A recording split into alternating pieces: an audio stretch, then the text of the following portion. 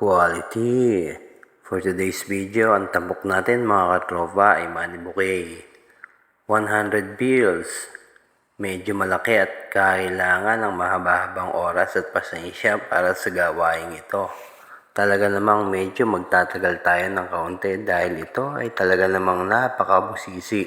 Isa na yata ito sa pinakamatagal gawing arrangement sa lahat ng klase ng mga gawain patungkol sa mga design, lalo na kung nag-iisa ka, kaya kailangan mo talaga ng backup.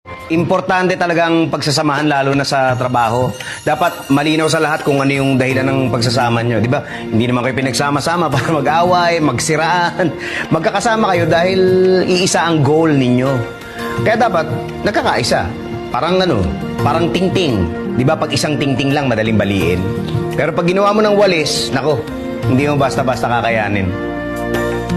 Kaya totoo namang hindi mo kaya mag-isa. Kailangan mo rin talaga ng mga makakasama. Mga taong nandyan na handa kang tulungan na kahit na anong oras na sila'y maaasahan mo. Lalong-lalo na pagdating sa mga komplikadong mga gawain. Kaya napakahalaga ng teamwork, ng pagkakaisa sa trabaho. Ang trabaho ng isang florista ay pwede mong ihalin tulad sa gawain ng mga construction worker. O kaya naman ay pwede mong ihalin tulad sa pagbuo ng isang bahay. Kailangan mo ng mga labor, kailangan mo ng mga skill, at kailangan mo rin ng foreman. Kailangan mo ng electrician, kailangan mo ng architect and engineer para mas maging maganda at kaaya-aya ang kalalabasan ng iyong ginagawa.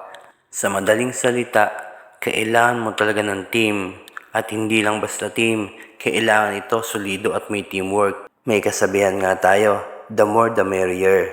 Totoo rin naman yon.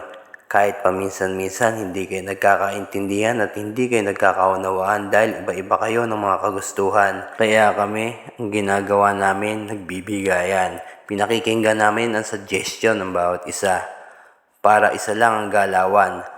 Sabi nga nila, mas matatag pag one-man team lang ang galawan. Pagdating sa trabaho, lahat mga seryoso yan.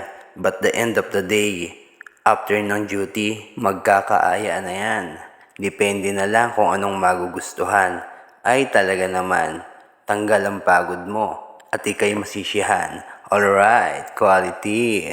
At dahil lumalaki na rin ang ating pamilya dito sa platform ni Facebook, nais kong magpasalamat sa solid supporter at sa mga followers at sa walang mga sawang sumusuporta.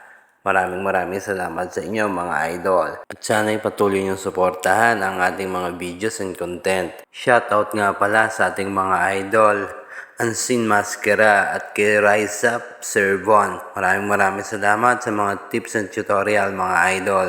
At ganon din sa ating isa pang idol na sa Sir Richard Gear TV. Gigil talaga ako sa iyo sir, nanggigigil ako. Alright, quality. Talaga namang napaka-solid ng mga taong yan.